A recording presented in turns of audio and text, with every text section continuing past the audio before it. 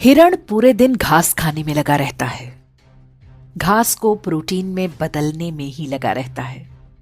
दूसरी तरफ मांसाहारी लकड़बग्घे को जब तक भूख नहीं लगती बस आराम से पड़ा रहता है, क्योंकि उसे पता है कि उनके लिए प्रोटीन का इंतजाम करने के लिए हिरण जो लगा हुआ है। जब तक हिरण हैं, जंगल में खूंखार जानवर चैन से सोते हैं, पर हिरण जब कम होने लगते हैं तो ये भूखे खूंखार पशु नए जंगलों की तलाश करते हैं। हमारे पूर्वजों ने भी बड़ी मेहनत से सोना, चांदी, रत्न, ज्ञान, विज्ञान इकट्ठा किया था। क्या हुआ? बाहर से कुछ लकड़बग्घे आए और सब कुछ सफा चट कर गए।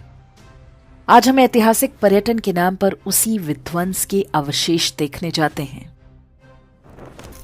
अफगानिस्तान लिया, पाकिस्तान लिया, बांग्लादेश लिया, कश्मीर लिया, केरल और बंगाल भी लगभग जा ही चुके हैं। भारत के लगभग सभी क्षेत्रों में लकड़बग्घा बहुल क्षेत्र बसते गए। उनकी नस्ल के शिकारी परजीवी गुणों का विकास भी जारी रहा। अब पाकिस्तान और बांग्लादेश में संकट है, क्योंकि वहां हिरण लुप्तप्राय हैं। अब उन्हें नए जंगलों की तलाश है। उन्हें पता है कि पड़ोस में ही एक हरा भरा जंगल है। वहां पर पहले से ही भारी संख्या में लकड़बग्घे रहते हैं, लेकिन अभी छिटपुट शिकार से ही पेट भरने को मजबूर हैं। जंगल के कानून में संख्या बल सबसे आवश्यक है। इसे ही वो गजवाए हिंद कहते हैं और उनकी किताबों में इसका जिक्र हो चुका है। हर शांतिप्रिय लकड़बग्घे के मन में वो ऐसे बैठा हुआ है जैसे हिरणों के मन में संविधान और राष्ट्रगान। हिरणों को अनुमान नहीं कि आखिरी युद्ध बहुत कठिन होगा, क्योंकि ये अंदर से शुरू होगा, फिर बाहर से। जितनी तेजी से पाकिस्तान और बांग्लादेश से हिरण कम हो रहे हैं, ये युद्ध उतना ही निकट आता जा रहा है। ये युद्ध अचानक नहीं होगा। वास्तव में हम पहले से ही इसके बीच में हैं। विश्वास ना हो तो हैदराबाद, केरल, पश्चिम बंगाल, यूपी, हरियाणा, राजस्थान, दिल्ली आदि के लकड़बग्घा बहुल क्षेत्रों में घूम आइए।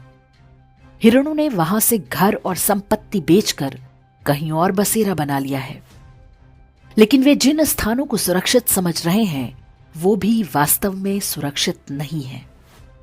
सिर उठाकर देखें तो उनके ही आसपास कोई लकड़बग्घा फलों और नारियल पानी का ठेला लगाए खड़ा है। कोई लकड़बग्घा प्लम्बर, कारपेंटर या मैकेनिक बनकर हिरणों पर नजर बनाए हुए है। हर कोने पर लकड़बग्घों की मांद भी बन रही है। आंखें और कान खोलेंगे तो सब कुछ दिखेगा। आप खूब संपत्ति बनाएं, अपने बच्चों को अच्छी से अच्छी शिक्षा दें ताकि वे अच्छी नौकरी या व्यापार कर सकें।